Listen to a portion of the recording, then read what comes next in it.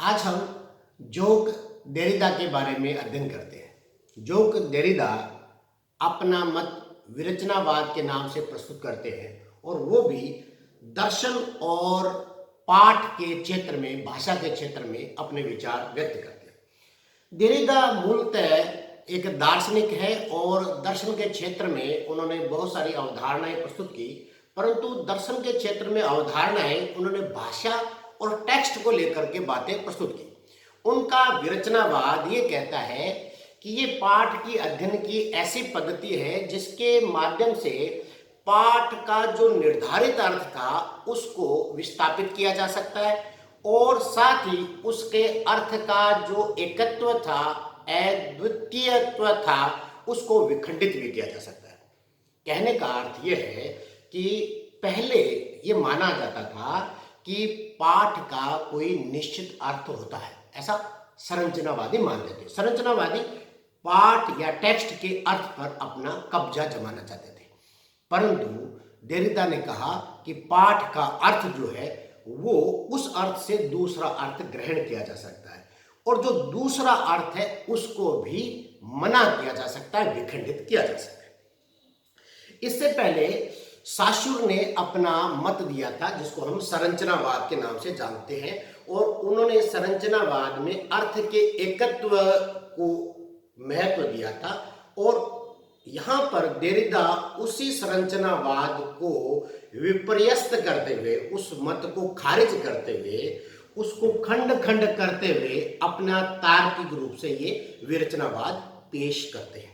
इनकी 3 पुस्तकें हैं देरिदा की, of grammatology, writing and difference, speech and phenomena.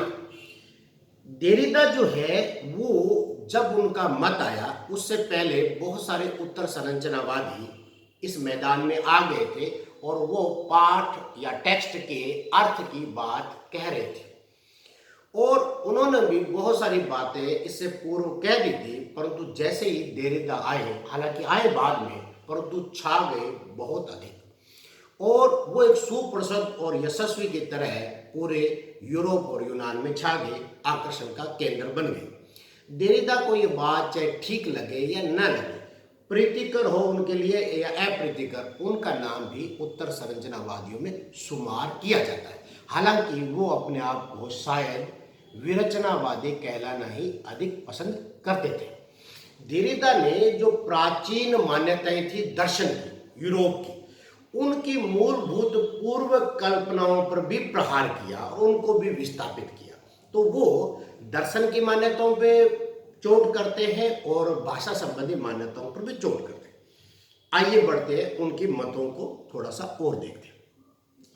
उन्होंने कहा कि पाश्चात्य जगत की जितनी अवधारणाएं हैं भाषा को लेकर के, वो सारी शब्द केंद्रित्व है।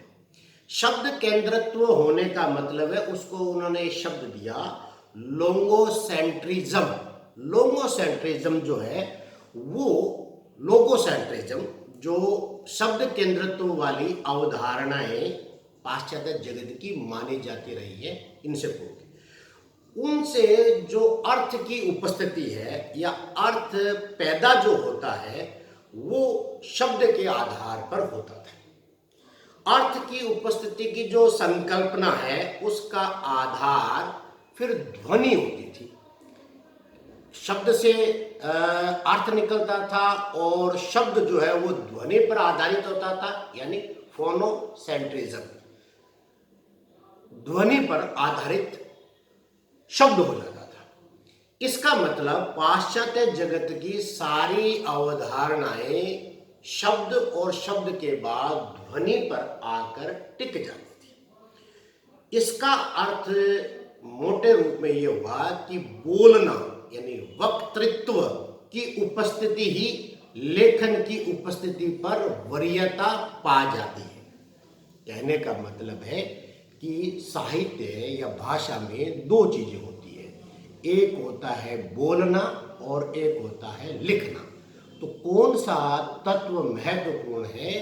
तो देरिदा से पूर्व ये माना जाता था कि बोलना अधिक महत्वपूर्ण है, ये मौलिक है, पहले पैदा होता है और लेखन बाद में। ये देरिदा से पूर्व की अवधारणा।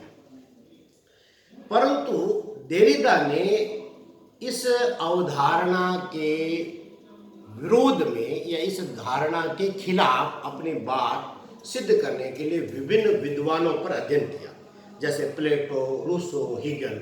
उनके बहुत सारे विचारों को लिया और उन विचारों के पाठों को लिया, टेक्स्ट को लिया, उनका अध्ययन करके बताया कि जो ध्वनि केंद्रित्व का मामला है, वक्तृत्व का मामला है या वाक का मामला है, जो बोलने का मामला है, उस पर पूर्व कल्पनाएं या पूर्व मान्यताएं खरी नहीं उठती है। वो तो अनिवार्य है, माना जा रहा था, परंतु अब जब वाक फूटता है तो शब्द या लेखन उससे पूर्व उसके मस्तिष्क में जन्म लिए होता है। इसका मतलब है कि कोई वक्ता जब बोलता है तो लेखन उसके मस्तिष्क में पहले छपा हो जाता है और फिर वो बोलता है और फिर लेखन पुस्तक के रूप में आ जाता है। इसका अर्थ हुआ कि देरिदा ने लेखन को वाक से, बोलने से अधिक महत्व दिया। यूनानी दर्शन में पहले से ये चली आ रही थी अवधारणा, उस अवधारणा को देरिदा ने विस्थापित कर दिया। किस धारणा को विस्थापित कर दिया? कि वक्तृत्व को लेखन पर प्राथमिकता है, मतलब वक्तृत्व प्रधान है और लेखन गौण है। इसको उन्होंने हटा दिया और अब ये मान लिया कि लेखन प्रधान है और वक्तृत्व जो है वो गौण है। ये बात कहने का मतलब ही है कि विस्थापन कर देना और पहले के सिद्धांतों की विरचना कर देना। इसके बाद देरिदा ये कहता है कि लेखन की कई विशेषताएं, अच्छा वो आगे चल करके नई बात कहता कि लेखन की कई विशेषताएं वक्तृत्व में पहले से मौजूद होती है। मतलब वाक भी प्रमुख है, वाणी भी प्रमुख है, क्योंकि लेखन जो उसके दिमाग में पहले से छप रहा था वो उसकी बात भी वाक में पहले और आ जाती है। इसका मतलब अपने ही कही गई बात को वो उलटता है। लेखन की अवधारणा वक्तृत्व की प्रतिकृति है। आगे चलकर ये कहता है, इसका मतलब यहां अपनी बात से वो मुकर जाता है। इस क्रम को देरिदा बदलता है, तर्क दर पूरी शक्ति के साथ सिद्ध करता है। क्या सिद्ध करता है? अब ये कहता है कि वाक ज्यादा श्रेष्ठ है, लेखन कम है और उसका प्रतिलोम सही नहीं है। इसका अर्थ है कि वो किस बात को सही कह रहा है, अर्थ का केंद्र कहां है, वाक में है कि लेखन में? तो देरिदा कहता है कि टेक्स्ट का जो अर्थ है उसका केंद्र कहीं नहीं है। ये मूल बात है। टेक्स्ट या पाठ का अर्थ का केंद्र कहीं नहीं है। भाषा का लाक्षणिक और अलंकारिक तंत्र कुछ ऐसा है जिससे दर्शन की जो अवधारणाएं हैं उनमें अर्थ निकलता है। भाषा का एक सिस्टम ऐसा बन चुका है, एक तंत्र ऐसा बन चुका है, एक संरचना ऐसी बन चुकी है जिससे दर्शन या फिलोसफी में कुछ अर्थ निकलते हैं और ये अर्थ देने की तरीका ठीक नहीं है, ये निरंकुश तरीका है। इस तरीके को वो कहता है मैं जायज नहीं मानता। अब वो कहता है कि जो अर्थ है वो न शब्द में है और न लेख में है, लेखन में, वो किसी अन्य में है। इसी तरह से फिलोसफी में वो कहता है कि न चेतन में है न अवचेतन में है, वो अन्य में है, किसी अन्य में है। इसका मतलब अर्थ का केंद्र अन्य है। फिर वो कहता है कि अन्य को भी अगर आप केंद्र मान लेंगे तो ये भी एक केंद्र हो गया और केंद्र होने का मतलब है पुनः हम ऐसे पदबंधों में फंस जाएंगे, बंदी हो जाएंगे और केंद्र कहीं और आ जाएगा। और वो जो है देरिदा, वो किसी भी केंद्र को मान्यता नहीं देने वाला, वो तो सब केंद्रों से परे जाने वाला है। अतः वो कहता है कि अर्थ का केंद्र अन्य भी नहीं है, तो इसका मतलब अर्थ का केंद्र कहीं नहीं।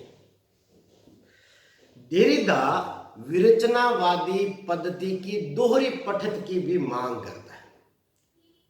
दोहरी पठत की मांग के लिए कहता है कि पहली पठत मतलब पहली बार किसी टेक्स्ट को जब आप पढ़ते हैं तो उसका अभिप्राय वह लिया जाता है जो उस पठक में कहने के लिए दिया जाता है, यानी लेखक चाहता है या वो पंक्ति कहना चाहती है, वो अर्थ पाठक लेता है। जब आप दूसरी बार पढ़ते हो तो पहले वाला अर्थ निरस्त हो जाता है और उस अर्थ का एकत्व, यानी वही अर्थ निकलेगा, उसको कहेंगे एकत्व, वो अर्थ लुप्त हो जाएगा और एक अनिश्चितता सामने आ जाएगी कि क्या अर्थ होगा, होगा कि नहीं होगा, ये अनिश्चितता सामने आ जाएगी। और यही महत्वपूर्ण बात है, दूसरी पठत ही वास्तव में सच्ची पठत होगी।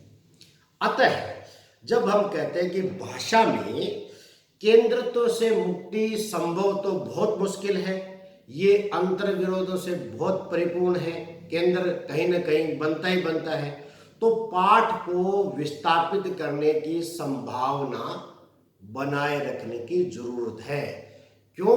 क्योंकि उसका केंद्र कहीं ना कहीं बनता है और केंद्र से हमें हटना होगा, इसलिए पाठ से अर्थ को विस्थापित किए जाने की आवश्यकता है। मूल रूप से हम बात अंत में सार रूप से कहें तो विरचनावाद का ये कार्य है कि उन अंतर विरोधों और अर्थ की अनिश्चितता को अनावृत करना, अर्थ अनिश्चित है ये बात सामने करना, और अंतर विरोध है भाषा में बहुत सारे, उनको सामने लाना, यही विरचनावाद का मोटा मोटा काम है। ये देरिदा ने सामने लाकर हमारे सामने प्रस्तुत किया और उन्होंने कहा कि कोई भी अर्थ जो है वो पूर्ण और फाइनल नहीं है, अंतिम नहीं है। अर्थ टेक्स्ट में एकत्व नहीं रखता, अद्वितीयत्व नहीं रखता, अर्थ उसके अलग अलग अर्थ निकाले जा सकते हैं। पाठ पर अधिकार नहीं किया जा सकता, अर्थ के आधार पर पाठ को खुला छोड़ दिया जाना चाहिए। तो कुल मिलाकर अंत में कहें तो वो कहता है कि टेक्स्ट में अर्थ जो है उस अर्थ से पहले वाले अर्थ से दूसरा अर्थ निकलते ही पहले वाला अर्थ विस्थापित हो जाता है और दूसरा अर्थ निकलेगा, उस अर्थ को भी हम विखंडित कर सकते हैं, मतलब उस अर्थ को भी तोड़ सकते हैं। ये विरचना है और इस विरचना ने बहुत क्रांति की साहित्य के क्षेत्र में, दर्शन के क्षेत्र में, और इसने बहुत सारे विद्वानों को सोचने पे मजबूर किया। इसी बात को आज हम इस अध्याय में, इस टॉपिक में आपके सामने रखी। आशा है आपको समझ आई। नमस्कार।